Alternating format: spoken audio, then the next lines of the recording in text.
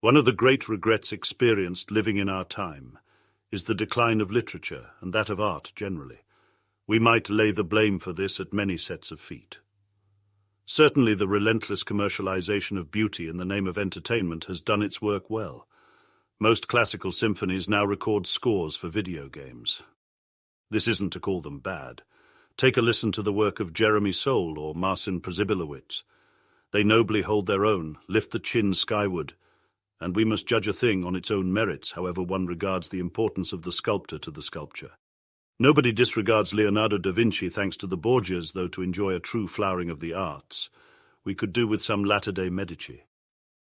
There is something to be said for patronage that is more than a mere market, for patronage that doesn't need to always be considering mass appeal, bottom lines, and sales figures. And this is to say nothing of the patronage of modern government. As Mencken wisely reminded us, nobody ever went broke underestimating the intelligence of the average person. And perhaps we could add to this the discernment of the average bureaucrat. We could say the same about taste generally, though appetites grow with the feeding, and what passes for art today is often prolifide on the one hand, or the outright rejection of beauty on the other. The latter is done mainly in the name of ego, largely among those who've rather audaciously declared themselves the arbiters of what constitutes the beautiful to begin with. I'm inclined to think the driver behind this decline is a demotic general culture that can only exist in hostility to anything aristocratic. Good literature is aristocratic in the most basic sense rather than the socio-economic one. It is about the best. And in this celebration of the best is a certain kind of truth. All our postmodern pretenses to universality, most of which are cynically political in intention and utilize the language of liberalism, miss that it is in high art that genuine universality can be found. The travails of the human condition and the existence of beauty that makes it all worthwhile are the only truly universal things most of us experience. This was driven home to me, walking a scenic lake with a friend educated in Singapore, who related to me those works that had affected her most. Shakespeare, obviously, along with what furnished the curriculum of her international school. To receive a decent Occidental education, you're better off in the East. We've mangled or abandoned Shakespeare, he being too difficult for our current crop. Among the books she listed were those that came from other parts of the world. Silence by Shusaku Endo, The Redundancy of Courage by Timothy Moe, The Kite Runner by Khaled Hosseini. Good literature is not parochial, even if our current bent in fiction masquerading as something universal most certainly is. There is something transcendent about it. I expect very little from popular culture, yet still manage to be disappointed. Game of Thrones is the best example of what now qualifies as literature adapted to mass audience appeal, and most of us would agree that the first few seasons were really very entertaining. Toward the end, it began to show its demotic credentials, and finally devolved into something that checked all the right boxes for the postmodern consumer. You cannot expect anything aristocratic to come from an author who declares himself to be the anti-Tolkien. It's all whores, dishonor, and betrayal, because to the person with no upward trajectory, all pretense to honor and morality is the delusion that those things enjoy an objective existence. In an inversion of St. Basil's credo, it is wickedness, not good, that is the prime substance of the universe, where they will even admit a difference between the two exists. In an age increasingly reduced to thinking of everything human in terms of evolutionary psychology, this should not be surprising. But we should be careful to guard ourselves against becoming too cynical. Nil desperandum. There are few things as contemptible as the lucky man who refuses to renounce his metaphysical pessimism. It ought to be a firm reminder that a liberal dispensation can only manage heroism with a series of winks and nods to the audience to make sure they are in on the joke. There are no heroes in the West any longer. As the Iranians quipped after suffering the drone striking of a national hero, they regretted that they were unable to assassinate SpongeBob SquarePants in return. The liberal hero rings false. The cowboy who gruffly declares that he doesn't take kindly to homophobia around here could never exist in the world that birthed his form. Liberal heroes are limited to superhero franchises because they cannot be human beings. The logical incarnation of the liberal hero is the anti-hero, and the clue is in the name. Contrary to popular belief, we still need heroes, and the lukewarm selection we have been recently served by those toiling in what Adorno called the culture industry do not pass muster. Even broken clocks are right twice a day. How did we, a people spoiled by every material advantage, end up so cynical?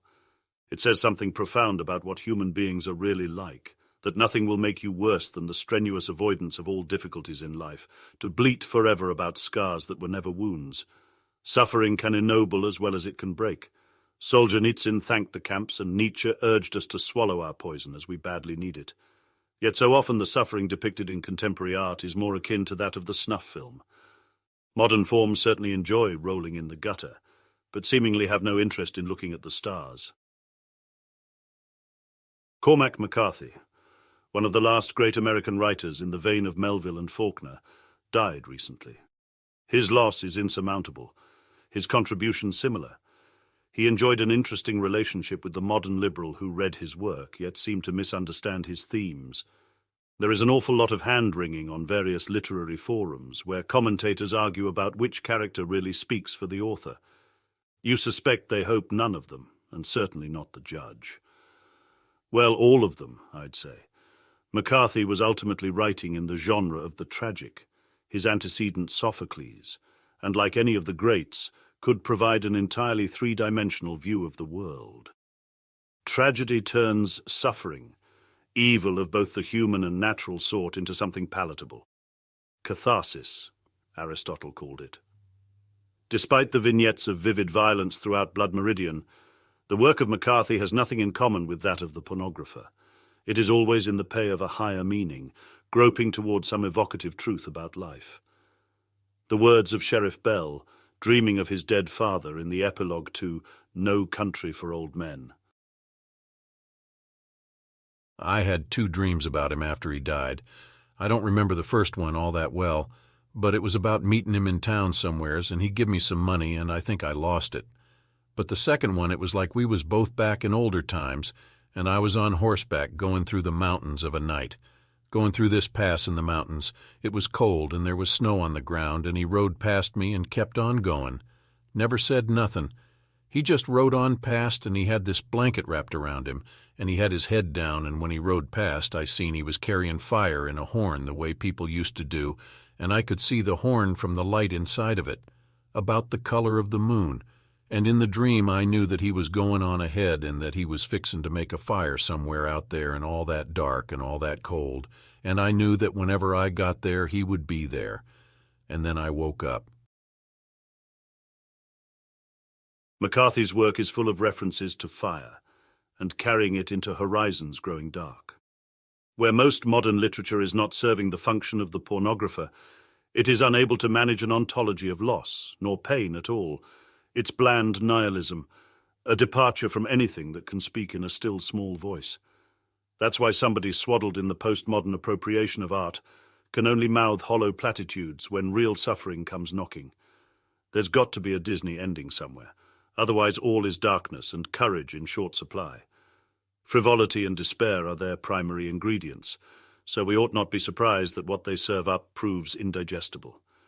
Too often they have no fire to carry forward, or consider such a thing deluded optimism. Never mind that the average person today never lived through anything resembling the tumults of history. They have not earned their cynicism, if such a thing can be considered any kind of laurel. Recently, on fervent recommendation, I made my way through the Slough House books, written by Mick Herron, turned into a television production, and a top seller in Britain, which likely qualifies it as literature in vitro by today's standards. The author spends a great deal of time describing the muck and gloom of Slough House, the dilapidated titular setting, a neglected outpost of the British intelligence services. He might as well have been describing the state of that country in the post-imperial period, which I suspect is largely the point. And all the characters, including the quasi-protagonist Jackson Lamb, are walking embodiments of that literary cynicism. The books encapsulate the sense of decline that permeates everything in the West today, including all the nostalgic or predictable enemies offered up endlessly. The bad guys, if not the Russians, are the establishment and institutions of British society.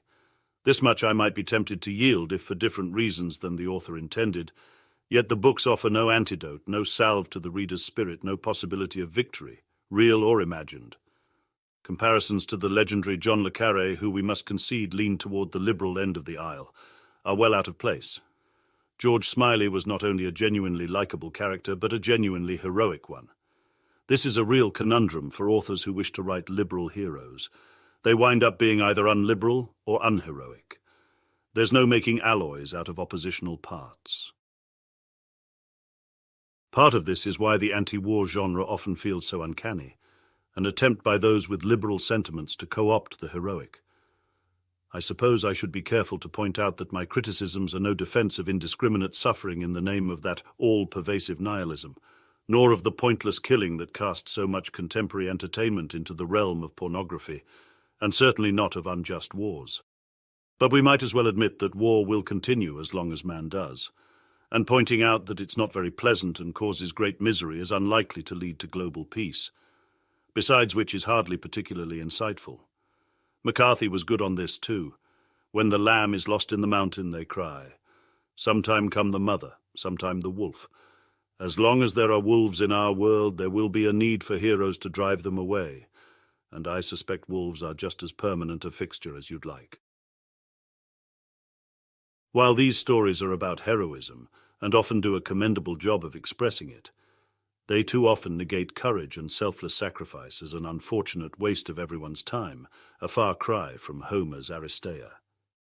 You feel a little like they want to square an impossible circle, to give the post-modern world a taste of the thing, whilst denying the thing in full. It's helpful that in this case markets, spurred on by people moved by their primal parts even if they don't realize it, tend to reward them. Nonetheless, the prevailing mood these works leave is that it would be better if everybody was just grinding out a 9 to 5 somewhere, or having too many beers at the pub. There's no longer any sense of the good death in the West, as Yukio Mishima was keen to remind us. And though we ought to guard against too foolish a machismo, it's worth considering that we all die someday. You can't help but suspect they serve too as voyeurism for cowards, who seem to have missed an important part of human nature. War has been of persistent interest to man. There must be something to it. McCarthy's line, delivered by the judge, "It endures because young men love it and old men love it in them." Leo Strauss wrote a little about this, about the inability for the heroic to find purchase in a society rendered cynical by liberal principles. Heroes, after all, can never be egalitarian. They are, by definition, exceptional. They might expound egalitarian principles, but by every remarkable action they take, demonstrate the hollowness of this as a guide for life. The exceptional person, if he is a true egalitarian, ought to hobble himself, should he wish to remain true.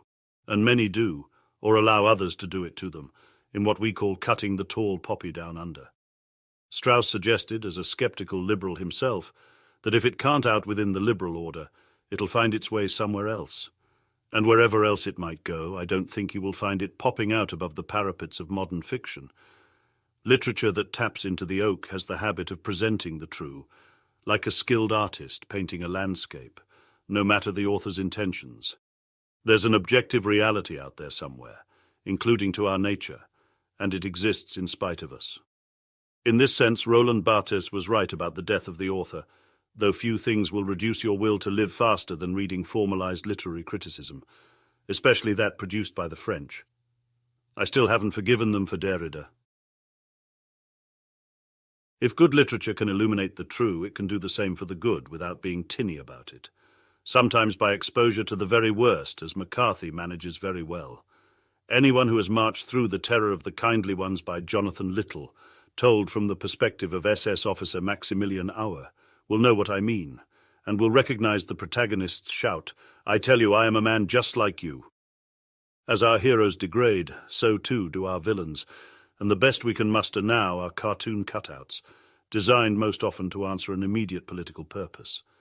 Observe how often the moustache-twirling antagonist is backed by classical music. You are invited to draw the obvious conclusion that the latter begets the former. The latter is about as aristocratic as one can get, and aristocracy remains the enemy. In our own country, I'm reminded of a play called Black Diggers, appearing on school curriculums across many English departments in recent times, whose anti-war qualities are present, if not its prime substance. This slim volume is the literary equivalent of Prague's dancing house, sacrificing structural integrity and aesthetics for novelty, complete with a confusingly non-linear plot and interchangeable characters. Predictably, it was lavishly praised by the Australian art scene when it arrived in 2014. Should you read this play, as I cannot in good conscience recommend you see it on stage, you will be led to believe that the greatest tragedy of the Great War was the treatment of Aborigine soldiers by the Australian Expeditionary Force. This is not to suggest that what happened to those soldiers, especially in terms of their compensation after the war, was anything but an injustice. But in the scheme of injustices, millions of men blown to pieces in industrial slaughter might rate a little higher. They are made victims twice over. I suppose there have been plenty of books and films written about that war, and it is hard to improve on Ernst Junger or John Masters a little later on. And if there is anything this work aspires to, it is innovation for its own sake, like so much contemporary art, and yet it fails here too. The only real contribution of Black Diggers is to add indignation to the present political moment, to lend fuel to fires currently blazing, and that hardly qualifies as a novel mission for the intelligentsia these days. Fortunately for them, they can count on plenty of patronage from the usual quarters. The modern-day equivalent of the Medici family is the Australian Council for the Arts, the perfect blend of banal progressivism and bureaucratic sludge to personify the age. Black Diggers and works like it aim to stimulate cheap thrills in already primed audiences, the soft drinks and lollies of the artistic world. They paint a world so reductionist that only racism and discrimination can find good purchase, and generations raised to think only in those terms can feel righteous in their moral certitude. Contemporary white progressives are left feeling angelic compared to their terrible, terrible ancestors, truly a patricide of the soul.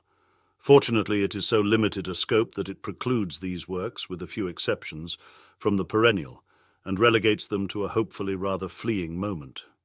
That good literature is difficult to write as well as read is another temptation that beckons, which is why Black Diggers has replaced King Lear or Macbeth in so many schools. Aristocracy, I'm afraid, just isn't for everyone, and I doubt anyone walked away from Black Diggers having had a moment on the road to Damascus. It's doubtful its publication even saved Adam Goods a single taunt.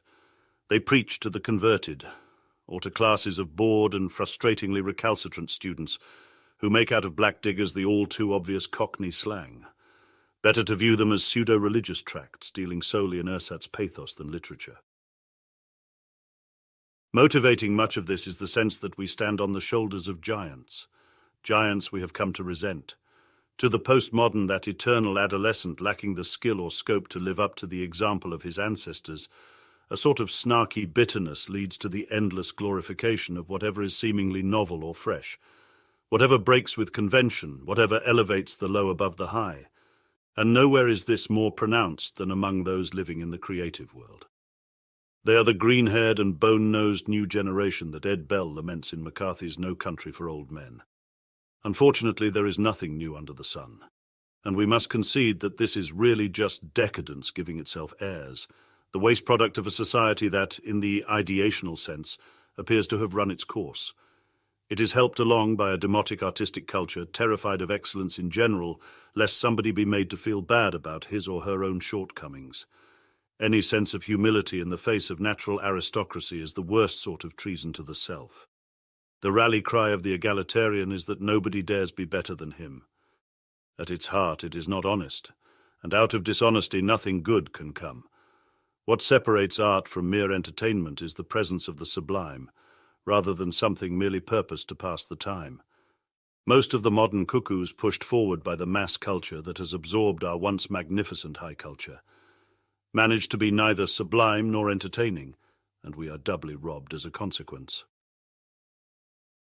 While real literature and real art is aristocratic and thus perhaps not for everyone, this isn't to say that what it brings is not. Everybody can appreciate the true, the good, and the beautiful if they are oriented the right way, and an elite ethos steeped in the appreciation of these things can exert a general pressure as once was done, before the age of demotic mass culture and the warped spirit that guides it. We can't all be the best, and only a very small-souled person hates everybody who does better than him, And this sort of person is exactly the type who feels his itch scratched by the modern propensity to denigrate the good, the true, and the beautiful.